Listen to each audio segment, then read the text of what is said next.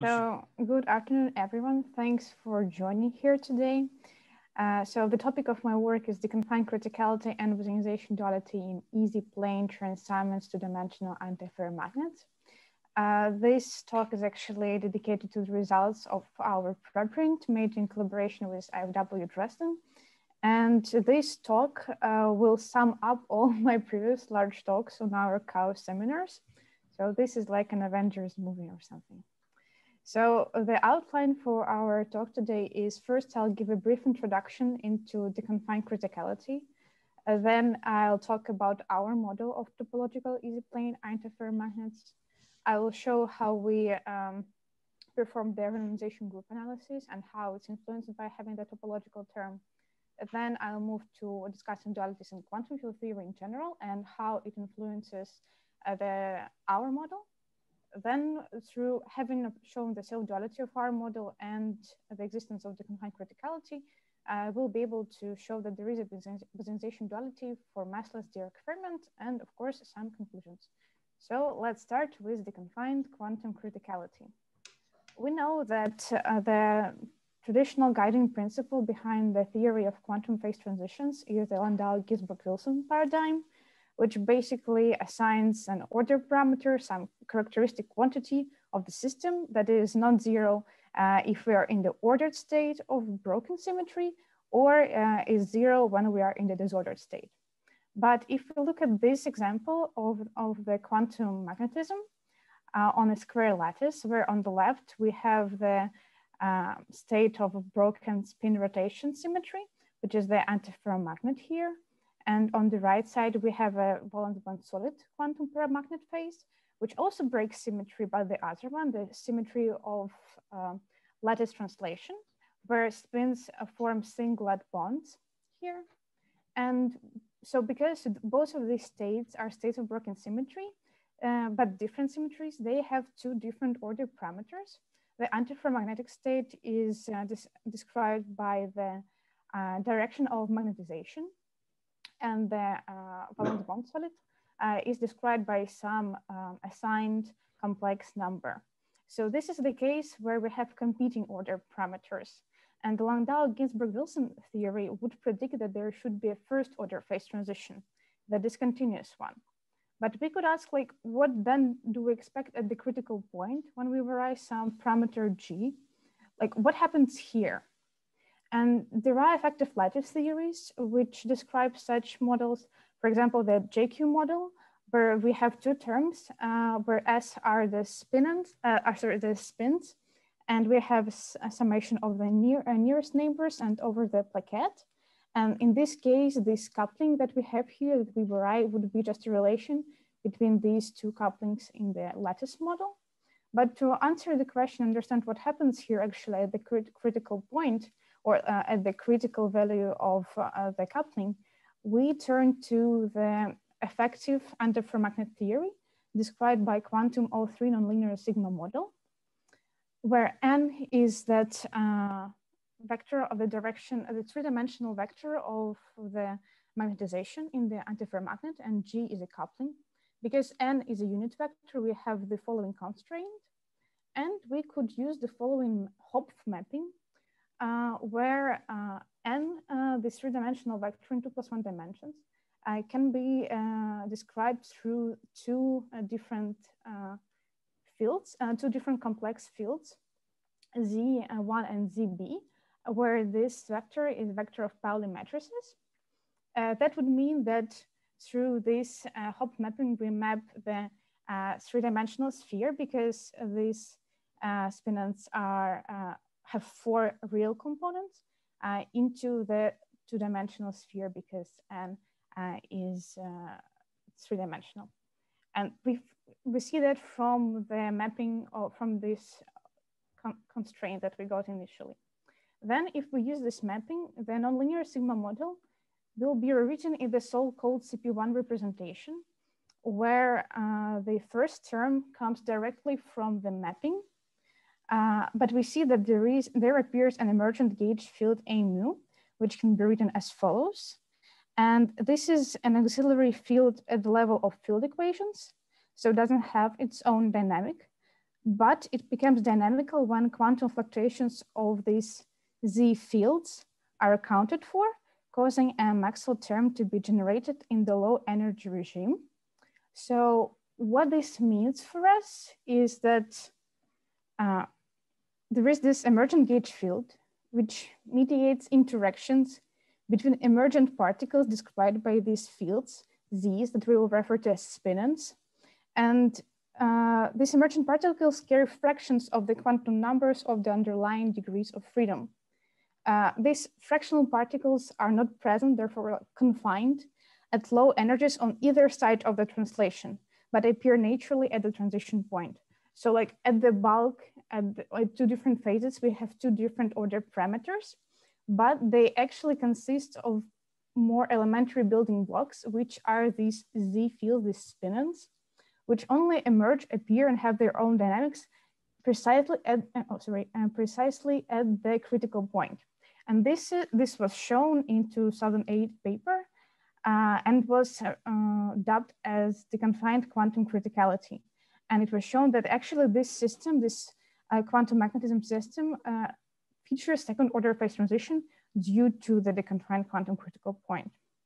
And it was argued that even if we add some easy plane anisotropy to the initial model, where K is the anisotropy coupling, and this term suggests that the spins want to lie in the XY plane.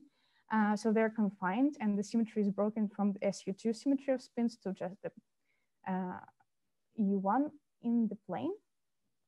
And it was argued that adding of this easy plane anisotropy should not break the deconfined criticality. And again, we can perform the Hopf mapping. We again have the same constraint on the magnetization vector. And the following CP1 representation for this easy plane anisotropy model again contains the CP1 term, the Maxwell term, and the additional anisotropy term. So we would expect to have the second order phase transition, but numerics show that there is actually a first order phase transition. So there is no deconfined criticality here. And people still investigate that, trying to find the regime in which that would be possible. But what we suggest is to look at topological easy plane antiferromagnets. What I mean by this is that to the discussed already CP1 term and the easy plane anisotropy term, and except the Maxwell term, we add the Chern-Simons term. Chern-Simons term is a topological term. It doesn't depend on the metric, and it has other different interesting properties. One of them is the importance of its coupling. So we have the coupling kappa here, okay, where A mu is this emergent gauge field which got the dynamic. And if we look closer at this Chern-Simons term, we can ask ourselves, what happens if we do the following gauge transformation for this field? Well, the Chern-Simons action actually has the following additional term after this gauge transformation. And if we're looking at some topologically trivial boundaries, this is just total derivative, which we can neglect, and it's fine. Chern-Simons term is gauge invariant. But if we're looking at some compact picture, if it's topologically non-trivial, then the question arises, how is that? How bad is that? Like, what does it mean for us? But the trick is to understand that in quantum field theory, what we care about is not the action itself, but the partition function, the path integral for this system. And it depends as follows on the Chern-Simons action, right? So the Chern-Simons action actually goes into the exponent in this case. So then it can be shown that the Chern-Simons action changes as follows, where K is just some value, right? But we want the partition function to be gauge invariant under these topologically non-trivial transformations. And for this, we demand that this K is actually an integer. And therefore, we get the quantization of the Chern-Simons coupling. Again, we want the partition function to be gauge invariant even under topological non-trivial transformations. And we demand that this K, which we used in the Chern-Simons coupling, is an integer. Therefore, we had this quantization of Chern-Simons coupling, where n integer is referred as the level of Chern-Simons term, and this will come in handy for us later. So now we perform the renormalization group analysis to show that there were actually critical point in this system, and that it actually has these properties of deconfined criticality in it. What we do in our original model is again consider CP1 model term, easy plane anisotropy. We solve the constraints on the sum of the squares of these, because remember it was supposed to be 1, but adding soft constraint terms, we allow these values to fluctuate a little bit. And of course, the Maxwell term with E-square coupling and the discussed Chern-Simons term with coupling kappa. When we perform the renormalization group analysis, what we actually do is calculate effective interactions through the Feynman diagrams. And these are the usual diagrams that would appear in these calculations. And what you would expect in, for example, usual CP1 easy plane model is that this diagram gives a very large contribution, which spoils any criticality. But due to having the Chern-Simons term, this diagram actually gives 0 contribution to the renormalized couplings at the 0 external momenta, which allows us actually to get the fixed point eventually, which I'll show later. So what it means for us to perform the RG analysis is to show how couplings renormalize with the scale, right? And for this, we use the beta functions, which describe that.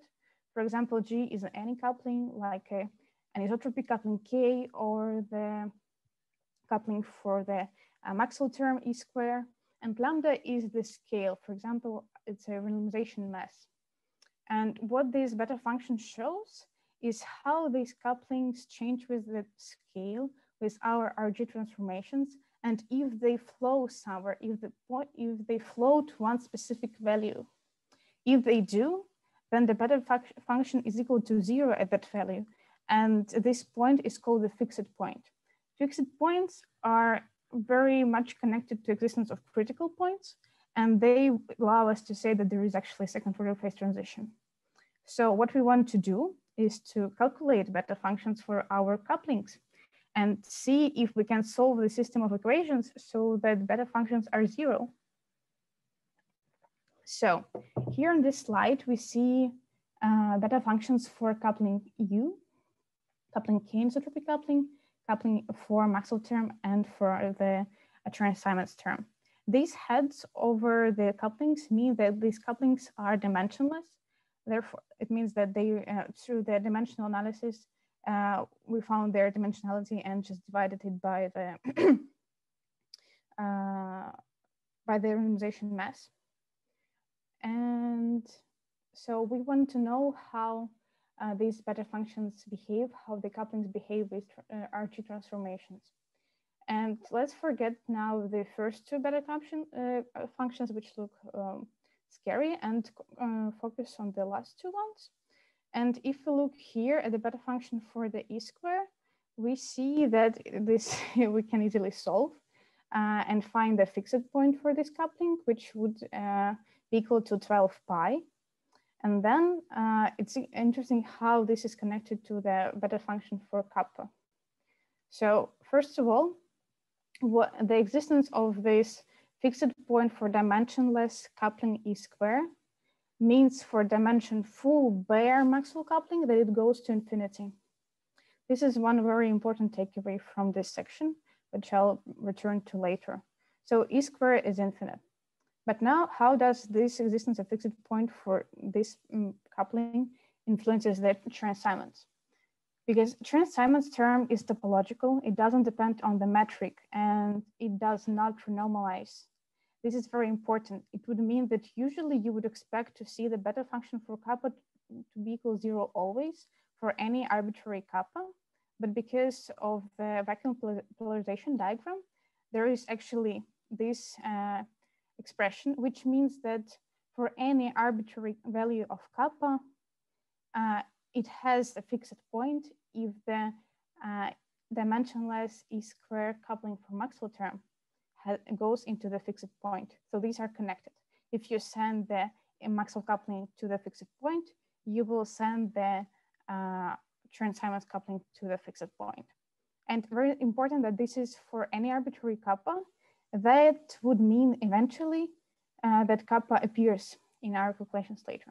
So once we fix this like that, send the e-squared to a fixed point, the same for kappa, what happens with the first two these large beta functions is the following.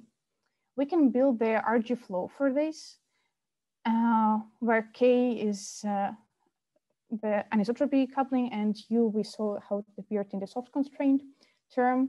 And we found the following three fixed points. The Gaussian fixed point, which is trivial, and we are not really interested in studying that. The other one is the O2 fixed point, which is only stable along this line, if you look at the arrows here, and the O4 symmetric point here. So if we look also at this triangle here, we'll see that this is a runaway flow, and in this regime, you would obtain the first order phase transition. But existence of these two non-trivial fixed points means for us there is a criticality, there is a second order phase transition, there is a critical point. And this allows us to calculate critical exponents, which tell us what is the critical or near critical behavior for our system. And the ones we calculated is the correlation length exponent nu and the anomalous dimension exponent eta, which tells us the asymptotic behavior of the correlation function for the magnetization. And in the Landau-Ginzburg-Wilson theory, there is this idea of universality class. It means that if two theories have the same symmetry, they are expected to have the same values of critical exponents. Like for example, for the XY model with O2 symmetry or for O3 symmetry, the values of anomalous dimension are known and calculated, and they're like that. And it's interesting for us because it is predicted that for the confined criticality, the values of anomalous dimension are much larger than you would obtain from the Landau-Ginzburg-Wilson theory. And this is connected to the fact that in our case, this Rn, the magnetization, the order parameter, is composite operator, and it's built of the building blocks of spinons, and therefore the anomalous dimension is much larger for it. And we calculated these critical exponents, and we will discuss them now. So first of all, interesting thing that we obtain is the quantization of critical exponents. So this is the dependence of critical exponents nu for O2 symmetric fixed point and O4 fixed point. And because, as I mentioned, we have the fixed point for any arbitrary value of kappa, and kappa is quantized where n is the level, is an integer number, the critical exponents are also going to be quantized depending on the level of transience. This means that we have these pictures for critical exponents, and they're pretty different for at least first 3 or 4 levels of transience in the original model. And the same we have for the eta critical exponent. And it's interesting because what we see is that the symmetry of this fixed point is the same, right? It's O2 for any level of transience, but we still have different values of critical exponents, which are determined purely by this quantization of critical of the transience. So symmetry is the same, but critical exponents are different. And now if we look at the values for example, the level 1 transience, we see that anomalous dimensions are very, very large, like 1.2, 1.12, which is 2 orders of magnitude larger than what we saw, for example, for O2, where it was 0.03. So this is one of our very interesting findings here. So finishing this section, what is interesting and important for us to remember is first that we get this deconfined quantum criticality in topological easy plane antifer magnets. 2 is that it's obtained when the bare dimensionful coupling of Maxwell term goes to infinity. And now to proceed, we'll need to discuss the dualities in quantum field theory. So we say that theories, if we have a coupling between, if we have a mapping between weakly coupled quantum field theory and a strongly coupled field theory, we have this duality between those. And the examples are like bosonization, Jordan-Wigner transformation particle vortex duality. And one of the famous examples of the particle vortex duality is the Bkt transition, for which the Nobel Prize was awarded in 2016. Because what they were able to show is that they created a duality between the superfluids with helium atoms described by bosonic particles, and created a dual theory described in terms of vortices. And for these vortices, they were able to show that there are two different phases of tightly bound vortices and unbound vortices. And this is why the transition occurs. And this was, the coupling here was the temperature. So they were able to show, to couple low temperature and high temperature regimes in these two systems. And this was possible because of the particle vortex duality. But this was in 1+1 dimensions. In 2+1 dimensions, what people found is the Paskin-Dasgupta-Halperin duality, which is exact, and it was found on the lattice. And it maps the X-Y model for a scalar field coupled to a background gauge field so that we have the electromagnetic response, and the Abelian-Higgs theory for the fluxes, where A mu is the emergent gauge field which you obtained during the duality transformations. What is interesting thing here about this duality is first that it's exact on all scales. Second is that it actually maps the fixed points of one theory into the fixed points of another. So basically it secures the criticality and it looks the same. Therefore, if you can analyze the criticality at one theory, you get the critical point for the dual theory.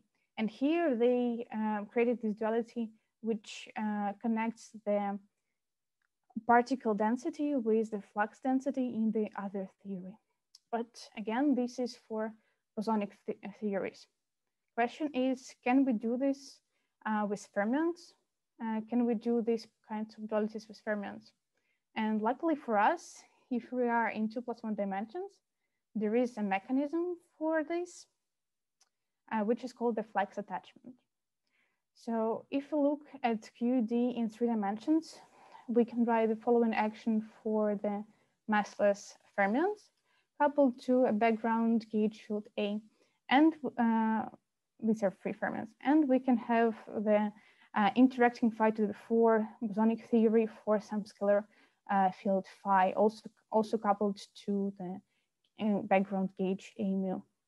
And there is a flux attachment technique, which was first studied in the context of non-relativistic particles. For example, you could know it from fractionalized quantum Hall effect.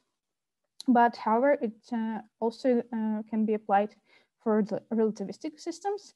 And these take the form of dualities between bosonic and fermionic field theories, where on one side is when one of them is coupled to Chern-Simons term to implement the statistical transmutation. So therefore, the idea is if you add this Chern-Simons term, you transmute the statistics of particles, and therefore from bosons you obtain fermions and vice versa. And there is this approach which suggests the following flux attachment for bosonic theories, where first is the Chern-Simons with level 1, as we saw before, and the second term is the mixed Chern-Simons, so-called. It's the BF term, and it couples the emergent gauge field with the background gauge field. And basically, it works as if you were doing a Fourier transformation, in the sense that you can write down the partition function for this flux attachment for bosonic theories, where this is a partition function for those interacting phi to the 4 bosons, and you have this exponent. And basically what this term does for you is the Fourier transform, allowing you to move from the gauge field A mu to the new background field B. And the Chern-Simons term transmutes the statistics so that you were able to obtain a theory with different statistics. The same can be said for fermonic QED, where the flux attachment looks a little bit different, but the idea stays the same. And it was shown that you can obtain bosonization duality from this. So you add the flux to bosonic QED, which lets you to obtain the free fermions with Chern-Simons, and vice versa, you attach the flux to fermions and obtain the bosonic systems. These were obtained in 2016, and they lie at the beginning of creating a web of dualities. So playing with these two formulas, like multiplying them, taking the time reversal, so on, you can obtain many different other dualities between those. And it's interesting that these are conjectures. They are based on the symmetry of the theory, and they are only valid in IR, but they were tested on exact dualities. The ones I mentioned, for example, they could yield Paskin-Dasgupta-Halpern duality, and therefore people know that these results are reliable. And they don't demand the precise exact calculations. And I'm telling you this because this is one of the way of looking at bosonization dualities. And through our approach, we will be able to show the result, which can be obtained using this bosonization duality, these conjectures that were argued in web of dualities approach. So now we'll show a self-duality for our model. What it means is that you basically map the theory to itself, but with couplings being inverted, right? So our starting point is this action, where again we have CP1 term, the anisotropy term, Chern-Simons term, and Maxwell term, and we'll just move to polar coordinates for spin-on fields, where rho are these like stiffnesses or amplitudes, and phi's are phases. These are periodic fields.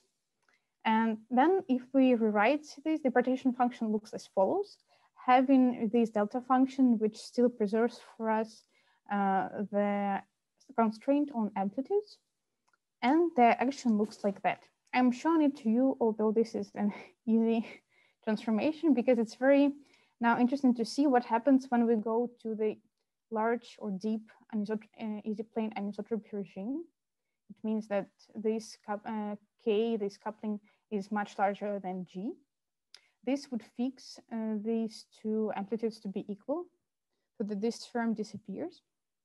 It also means that using this constraint, all this rho 1 square is equal to rho 2 square and is equal to 1/2. Therefore, this term is also gone. And this rho here produces for us just 1/2. And therefore, the deep anisotropy limit of this action would yield us just the following, where again, thetas are these phase fields, which were obtained from the spinons. And they have the following property. Their gradients can be written as follows, where the first term is just longitudinal fluctuations. These are non-periodic, basically.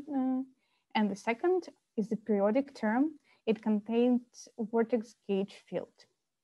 And therefore, it has the following property of the curl. The curl of these vortex gauge fields is called vorticity and can be written as follows, where we sum over different loops of the vortices that we obtain in our dual theory eventually.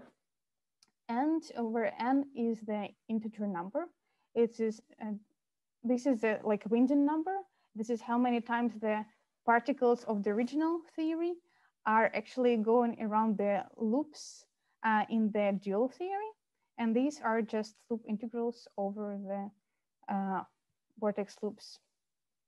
Therefore, eventually, after doing the exact duality transformation in the spirit of Paskin-Dasgupta-Halpern, we obtain the following dual Lagrangian, where we have two Maxwell terms, term where B's are new emergent gauge fields. the gauge field that is coupled to the vorticities, and a mixed transaminds for these two. And now notice how this is a duality transformation. The couplings are all inverted here. We had 1/2g, now we have g/2. We have kappa/2, now we have 1/2 kappa. This is the inversion, this is this coupling between weakly and strongly coupled theories. And here we have already sent them e² to infinity because of that reason that we want to look at the critical model eventually. So if we now integrate out this B field, we will obtain the following dual action in terms of vorticity, where the second term is basically a transaminds term in disguise. It also has this imaginary unit by which you would find a topological term. And it's very interesting to compare this dual action to the original model in terms of this of vorticity, which looks like that. And again, we have the same transaminds term, but a little bit different coefficients here. And again, we have this square of vorticity. If we compare these two models, in one we have sent the g to 0, and in other we send e² to 0, we'll find that they are basically the same up to a coefficient. And we can write down the following for their partition functions. The partition function of the dual model, when e² sent to infinity and we have some g's and kappas, is the same if we had the original model where we had the coupling g sent to 0 and e would be represented through g and kappa, where kappa are both fixed in these cases. So what it means is that we get like direct-like relation for these two couplings of the original model and through the self-duality between original and the dual model. And for level 1 transaminds term, it would just mean the following.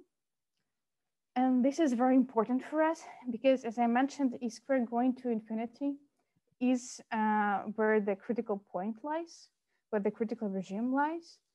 And it would mean for G from this self-duality that G has to go to 0. And therefore, we take our dual model, send G to 0, and obtain the critical regime, which would yield for us the bosonization duality for massless Dirac fermions. So like we had this CP1 easy plane topological antiferromagnet written in bosonic terms, and now we're going to show that its partition function is actually yielding us massless Dirac fermions. So how we do that is the following. We have this action for dual theory. We know that if we send G to 0, we'll obtain critical model. For this also means that this term is gone now, and we are only left with this topological term, which if written using the definitions for the gauge fields and the vorticities of gauge fields, just gives us this large sum over the loops in the exponent. But it's actually pretty simple to understand because we have this summation over these winding numbers. Again, related to the loops, these both are integer. We have integrals over 2 different loops, and and these terms are just from the curl of the vorticity. And we have the transaminds coupling. If we look closer at the sum in the exponent, we can actually rewrite it into 2 different terms. First term, if here summation is over 2 different loops, A and B, then this integral would yield us the linking number, about which I'll talk in a minute. And if we sum over the same loop, we get the writhing number, about which I'll talk in a couple of slides. So this is how the partition function would look. And now let's see what this actually means. So the linking number, or the Gauss linking number, is the topological property between 2 curls or more, which tells us how many times one of the curls curls around each other. And we can assign to these curls like positive and negative values depending on the orientation of these 2 curls. And because this is topological property, this integer number doesn't change.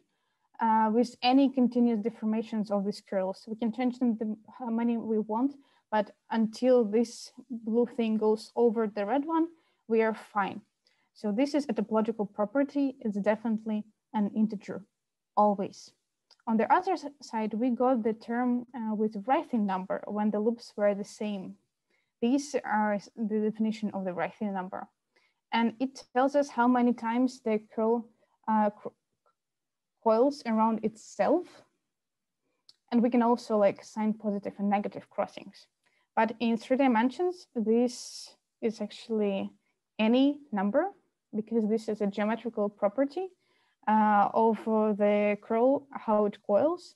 So while Lincoln number is topological and it's only an integer, the Writing number is geometrical property and it can be any real number.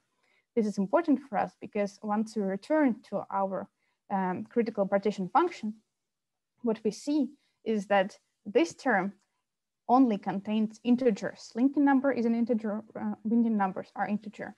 Well, this one doesn't. And now we can suggest to look at level 1 transaminds, for example, in the original model, where kappa is 1 over 2 pi. That would annihilate these two. We would create this square. And this term would yield us just I pi integer, right? So what we obtain is the following partition function, where this -1 to the power of n is given to us by this Lincoln number contribution. And we have an exponent with a Writing number. And this is a partition function for massless Dirac fermions. How would you see that is first, you would expect to have this -1 to the power of n sign, which is the sign of parity anomaly, which is connected to massless Dirac fermions. And on the other side, if we compare this to the partition function for massive Dirac fermions, known from Polyakov's work, we see that in his work, the Writing contribution also appears, just as in ours. And because his Dirac fermions are massive, we can send this massive exponent to 0, which would just yield 1 contribution. And therefore, our result is very in agreement with what we already know for massive Dirac fermions and what we would expect for massless Dirac fermions. And in this way, we obtain the partition function for massless Dirac fermions from the dual theory, which was written for bosons. And this is cool because before this was just a conjecture, and now it's not, because everything we did was precise, no approximations, and it's valid in all scales. So the conclusions are the following. First, that topological easy planes C1 model undergoes a second order phase transition, which is guided by Deconfined criticality. Second, we predict quantized critical exponents for this distinct universality class, which is very interesting and probably can be measured. And at the criticality, the dual theory contains a parity anomaly and a right contribution, which we relate to that of massless Dirac fermions. And in this way, we establish an explicit bosonization duality. The preprint of this work is available at the following link. And thank you for your attention. Thank you very much, Vira, for a very interesting talk. So we have time for discussions, and I'm ready. So who wants to be first? So it's Anna. Anya? Yeah, please, Anya. So I believe it was on 30th slide, I think. He was introducing coupling E. Yes, I think here, this one. And so E star is what exactly? It's dimensionless coupling? Yeah, so E star E is, yes. And without star is what it has dimension.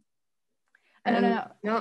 Heads represent dimensionless, and if it has no head, it's dimension. All right. And star is just to find that this is a specific value for a fixed point. Yeah.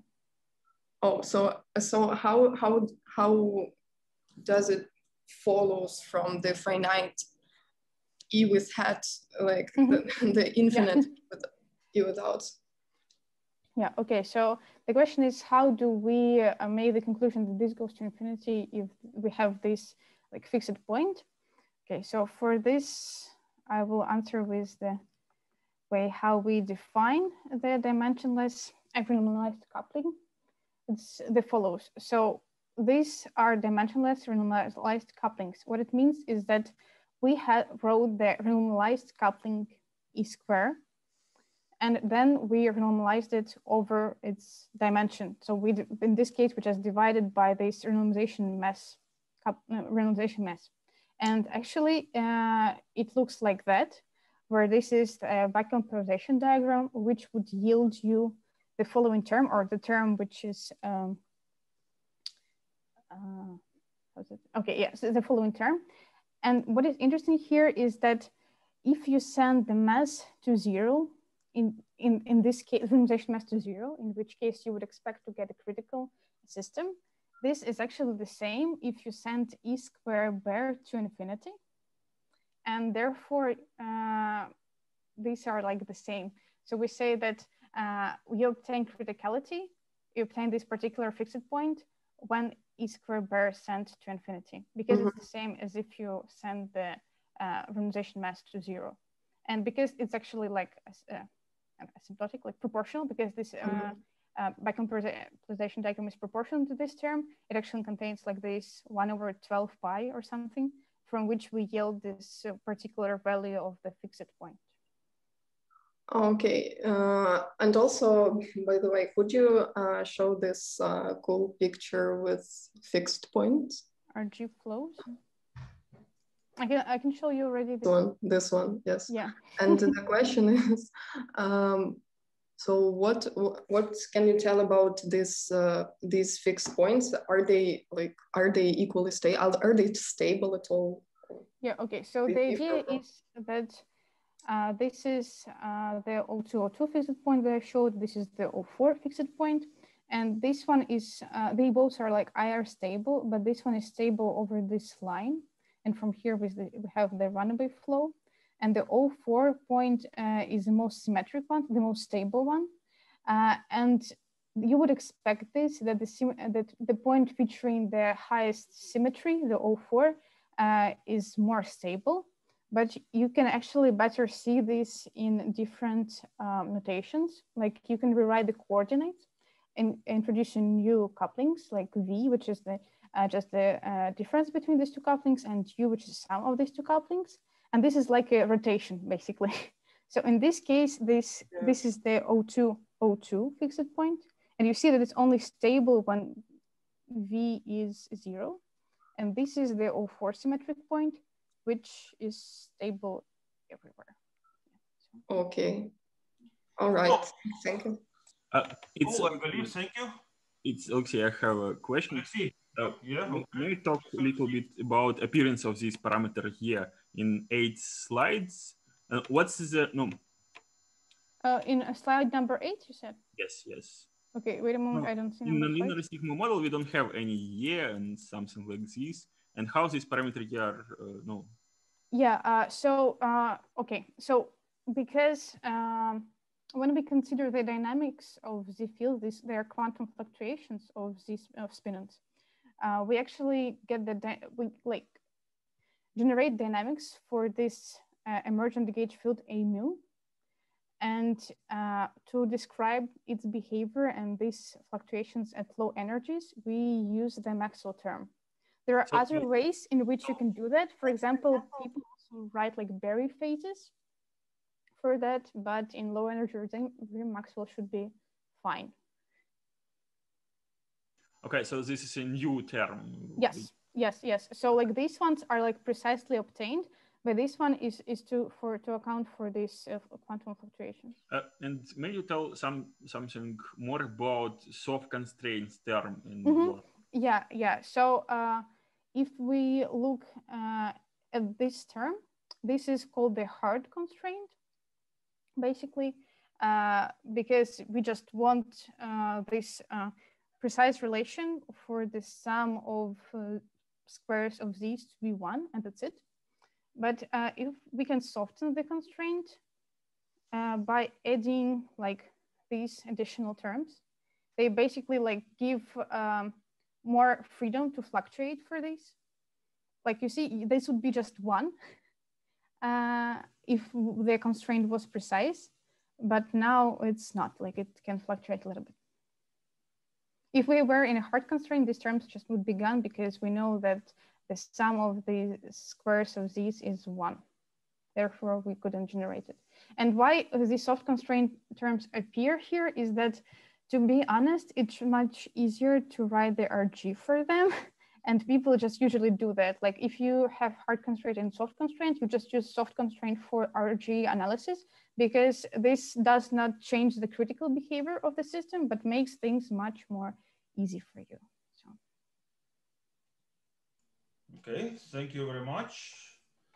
Other questions? I have a question. Yeah.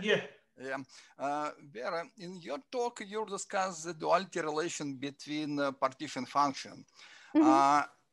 Are this relation sufficient to get duality relation for correlation function? I'm not sure about that, because for that you need to introduce sources in your partition function and repeat all these calculations. Yeah, I understand. So it would be very interesting, because correlation function we measure in experiment, not partition function. Yeah, so here the interesting part is the following. Like we wanted to show this position duality for massless Dirac fermions, and we show that we can connect to different partition functions, but I really don't think that the values of critical exponents are going to be the same for this fermionic theory. Because first of all, I'm not sure how this would translate to order parameters in describing these fermionic theories. So this I can't say. Like we don't argue that that describing the bosonic theory and its like behavior of its correlation functions, we actually can certainly predict behavior of correlation functions in fermions. So no, we don't say that.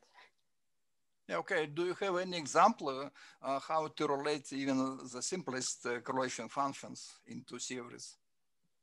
Yeah, well, I didn't think about it, but we have a proposition at least where we can find an experimental platform to investigate this bosonization duality and the underlying Deconfined criticality. Like, for example, the dual theory that we obtained before integrating out those gauge fields, like this one, it can be described. It can describe the quantum hole bilayer systems, 111 quantum hole bilayer systems, and they are like experimentally obtainable, and they like have the same behavior. Therefore, if we can study their criticality, then we'll be able to say that and they also have the Deconfined criticality, and they can measure critical exponents that we predict, then it would be nice. And then maybe we would be able to then move forward and think about actual like concrete fermionic theories for this and study them. But I really haven't thought this through. So I'm sorry. Thank you. Thank you very much. So, and maybe one more question. I want to ask a question. Yes, but please identify yourself. Mariana, it's you, yeah? Yes, Mariana. Yeah. Vera, tell me more about the Gaussian fixed point. It seems to me like a reference point. Oh, Gaussian fixed point is like a trivial fixed point at which both of these couplings are 0. So like it almost usually appears, and it doesn't yield you the critical point. So like you can't argue the existence of critical point with it.